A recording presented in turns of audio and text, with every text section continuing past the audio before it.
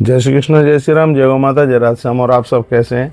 आप देख रहे हैं तुलसी मंगलवाणी यूट्यूब चैनल। और इस वीडियो में मैं एकादशी को लेकर के आपसे चर्चा कर रहा हूं। सिर्फ फुल्का छोड़ देने का नाम ही व्रत नहीं है, इसमें नियमों का पालन होना चाहिए। कहते हैं कि 3 दिन में एकादशी का व्रत पूरा होता है। तो सबसे पहले तो मैं आपको यह निवेदन कर दूं, पूस के शुक्ल पक्ष में पड़ने वाली एकादशी का नाम पुत्रदा एकादशी। माता पिता ऐसे व्रत को करके अपने पुत्रों की तरक्की चाहते हैं और बिल्कुल होती है। उनका आयुष बढ़ता है, उनका धन बढ़ता है, यौवन सुरक्षित रहता है। माता पिता ये 11 का व्रत करते हैं तो इसका फल उनके पुत्रों को प्राप्त होता है। और मैं तो कहूँगा, विवाह के तत्पश्चात पति और पत्नी पूस मास के शुक्ल पक्ष में पड़ने वाली पुत्रदा एकादशी का व्रत जरूर करें, जिससे नारी को अद्भुत संतान को जन्म मिलता है। एक बहुत बड़ी बात है कि आपके सत्कर्म के करने से बच्चे संस्कारी बनते हैं और बच्चों की तरक्की होती है। इसलिए पुत्रदा एकादशी जरूर किया करें। भगवान शंकर ने पार्वती के सामने पुत्रदा एकादशी की भारी महिमा का वर्णन किया। धर्मराज युधिष्ठिर के सामने भगवान श्री कृष्ण ने इस एकादशी की बहुत बड़ी महिमा का वर्णन किया। और विधाता ब्रह्मा ने देवर्षि नारद जी के सामने इस एकादशी की बहुत बड़ी महिमा का वर्णन किया। पूस मास के शुक्ल पक्ष में पड़ने वाली यह 11 है और ये बच्चों को सुरक्षित रखती है, इसलिए इसको पुत्रदा एकादशी के नाम से जाना जाता है। एकादशी व्रत के दिन, और मैंने पूर्व में भी बोला है कि चावलों का सेवन बिल्कुल नहीं करना चाहिए। चावल ना खाएं, किसी भी प्रकार की दाल ना खाएं, चना ना खाएं, मटर ना खाएं। इन सब चीज़ों का बहुत ध्यान रखें। एकादशी के दिन सरसों का तेल भी नहीं खाया जाता, बहुत ध्यान से सुनिएगा। आप फलियार भी बनाते हैं तो फलियार शुद्ध देसी घी में आप बना सकते हैं, मूंगफली के तेल में आप बना सकते हैं, लेकिन उसको सरसों का तेल उसमें यूज नहीं किया जाता, प्रयोग नहीं किया जाता। इसमें धुले हुए वस्त्र पहनिएगा, रात्रि को ज़मीन में सोइए और भोर में जल्दी नहा करके और भगवान के सन्मुख बैठ करके एक संकल्प लीजिए, कहिए कि भगवान मैं आपकी प्रसन्नता के लिए हम ये व्रत कर रहे हैं, आप इसको जरूर स्वीकार करें। इस दिन तुलसी का पत्ता आप जरूर जल में लेकर के उसका बिल्कुल आचमन करें। पुत्रदा एकादशी के दिन लहसुन, प्याज ऐसी चीज़ें ये बिल्कुल वर्जित हैं, बिल्कुल खाने के लायक है ही नहीं। और मैं कहना चाहूँगा कि एकादशी के दिन किसी को गाली गलौज मत कीजिए, किसी को कुछ बुरा मत कहिए। ये पूस की पुत्रदा एकादशी वाले दिन ना बाल कटवाइए, ना नाखून कटवाइए, ना कपड़े धोइए। बहुत ध्यान से आप सुनिएगा। और जहाँ तक ये हो कि आप साबुन का भी प्रयोग ना करें, क्योंकि किसी भी व्रत वाले दिन साबुन शैम्पू का प्रयोग नहीं किया जाता। और एक और अद्भुत बात मैं आपको निवेदन करना चाहूँगा कि एकादशी के दिन आप गर्म पानी से न नहाएं। कुछ दिन ऐसे हैं जिसमें गर्म पानी को यूज नहीं किया जाता।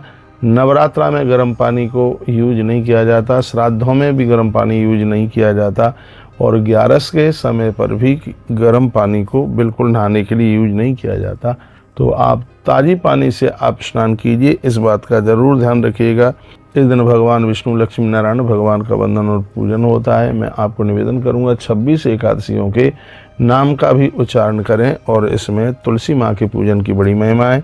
माँ का पूजन करें और एकादशी की आधी रात्रि तक आप जागरण करें, क्योंकि भगवान का जागरण करने से 11 की महिमा अपने आप में बहुत गुना ज़्यादा बढ़ जाती है। हो सके तो आंवला का दर्शन करना, यदि मिल जावे तो उस दिन आंवले का दर्शन करना। पीपल का दर्शन भी बहुत ज़्यादा शुभ है। गौ माता की परिक्रमा की बहुत बड़ी महिमा है, और इसमें गंगा पूजन, गंगा दर्शन और गंगा आचमन की भी बहुत बड़ी महिमा है। गंगा मैया का पूजन करने से, दर्शन करने से, आचमन करने से त्रिविध ताप समाप्त होते हैं और व्यक्ति के पाप जलते हुए और व्यक्ति बहुत ज़्यादा तरक्की को प्राप्त होता है। यह एकादशी के कुछ नियमों का वर्णन मैंने आपके बीच में किया है। कहा किसी को लड़ना नहीं है, किसी को झगड़ना नहीं है। यदि शाम के समय में आप मल त्यागने के लिए जाते हैं तो एकादशी का व्रत करने वाले लोग ध्यान दें, स्नान करके ही रात्रि को अपने बिस्तर पर पहुंचें। आधी रात्रि तक आपको जागरण करना ही है। फिर आप देखेंगे कि इस 11 की महिमा अपने आप में कितनी बड़ी है।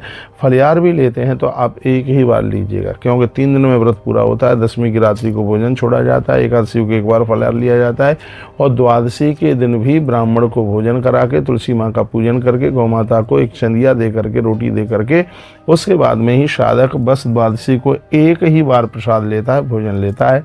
तो इससे उसकी इस एकादशी की महिमा बहुत ज़्यादा बढ़ जाती है। हो सके तो आप द्वादशी के दिन किसी और के यहाँ का अन्न ना खाएं, अपने ही घर का प्रसाद लें, ब्राह्मण को बुलाएं, उसको जिमाएं, उसके तत्पश्चात में आप प्रसाद लीजिएगा। फिर आप देखते हैं कि आपको इस 11 का कितना बड़ा इसका आपको फल मिलता है। मैं निवेदन करना चाहूँगा, एकादशी के दिन भगवान का मिश्री डाल करके, केसर डाल करके दूध का भोग आप भगवान को लगाएं। पिछली वीडियो में मैंने बोला है पुत्रदा एकादशी के दिन मक्खन का भोग भगवान को लगाते हैं, इससे संतान की बहुत बड़ी तरक्की होती है, बच्चों की बहुत बड़ी तरक्की होती है। मैं निवेदन करना चाहूँगा, पिछली वीडियो में मैंने कुछ सामग्रियाँ मैंने बताई हैं, मैं फिर निवेदन करूँगा। फूस का महीना है, फूस के महीने में तिल से भगवान की पूजा करने की बहुत बड़ी महिमा है। तो श्वेत तिल से भगवान का वंदन पूजन कीजिएगा और पीले फूल भगवान के ऊपर चढ़ाइए, इससे बहुत ही ज़्यादा आनंद आ जाएगा। यह एकादशी आप सबके लिए बहुत मांगलिक हो, बहुत शुभ हो। तो मैंने कुछ बातें आपको मैंने बताई हैं। गंगा आचमन करना बिल्कुल भी नहीं भूलिएगा, धुले हुए कपड़े पहन करके ही भगवान का वंदन और पूजन करें। हो सके तो ब्राह्मण को बुला करके एकादशी के दिन, फलहार द्वादशी के दिन उसे आप भोजन कराइए। गौ माता की प्रदक्षिणा परिक्रमा जरूर कीजिएगा, माता पिता के चरणों में मत्था रख करके उनका आशीर्वाद जरूर लीजिएगा। हो सके तो एकादशी के दिन प्राण प्रतिष्ठित मंदिर में दर्शन करने के लिए जरूर जाइएगा और अपना गुरु मंत्र आप जपें। कोई भी मंत्र नहीं है तो द्वादशाक्षर मंत्र ओम नमो भगवते वासुदेवाय, तुलसी की माला पर या जो भी माला प्रत्येक दिन आप यूज करते हैं उसके ऊपर इस द्वादशाक्षर मंत्र को जपिए। ओम नमो भगवते वासुदेवाय, ओम नमो भगवते वासुदेवाय, ओम नमो भगवते वासुदेवाय। तो आपकी एकादशी की महिमा बढ़ जाती है। और हो सके तो आप गीता का एक अध्याय, आधा अध्याय, चौथाई अध्याय आप कर सकते हैं। विष्णु सहस्त्र नाम का भी पाठ आप कर सकते हैं एकादशी के दिन। गजेंद्र मोक्ष के पाठ का बहुत बड़ा प्रभाव है। रामायण की चौपाइयाँ भी आप पढ़ सकते हैं। कुछ करें, अच्छा करें, बढ़िया करें, जिससे बहुत ही ज़्यादा आनंद हो। एकादशी के दिन दान पुण्य करने की बहुत ज़्यादा बड़ी महिमा है।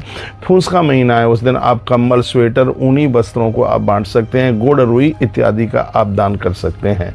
तो ये मैंने कुछ बातें आपको तुलसी मंगलवाणी यूट्यूब चैनल के माध्यम से आपके पास तक पहुँचाने की कोशिश की और मुझे विश्वास है कि इस वीडियो से जरूर लाभान्वित होंगे। तो वीडियो की दक्षिणा ये है कि वीडियो को आगे जरूर भेजिए, जिससे और भी लोग लाभान्वित हो सकें। और ध्यान रखिएगा कि एकादशी 9 तारीख की नहीं है, एकादशी 10 तारीख की है। और सबसे बड़ी बात है, इस एकादशी की महिमा इसलिए और ज़्यादा बढ़ गई है क्योंकि द्वादश भेदी एकादशी है। जब एकादशी द्वादशी में पड़ती है तो 26 एकादशियों का पुण्य है एक ही एकादशी के करने मात्र से प्राप्त हो जाता है। तो पूस मास के शुक्ल पक्ष की एकादशी जो कि आपके बच्चों को तरक्की देने वाली है। जो लोग व्रत नहीं करते हैं उनको भी मैं निवेदन करूंगा, दोपहर के समय में कच्चा भोजन तो मत कीजिए, पूड़ी बना लीजिए, पराठे बना लीजिएगा और किसी भी प्रकार की दाल यूज ना करें, चावल यूज ना करें। मैं कहूँगा मटर और मसूर भी यूज ना करें, चना भी यूज ना करें। और इसमें अखंड ज्योत आप 24 घंटे के लिए ज़रूर जलाइएगा। इससे आपके बच्चों को आरोग्यता मिलेगी, उनका कारोबार चलेगा, उनके धन में वृद्धि होगी, उनकी तरक्की होगी। बहुत बहुत धन्यवाद है आपके लिए, आपने वीडियो को पूरा सुना। ऐसे ही हमारे साथ जुड़े रहिए, नई नई अपडेट प्राप्त करते रहिएगा। हर हर महादेव, घर घर महादेव। घर की पहली रोटी गौ माता को निकालें, क्योंकि गैया मैया की कृपा से ही हम और आप सब सुखी रह पाएंगे। बहुत बहुत धन्यवाद।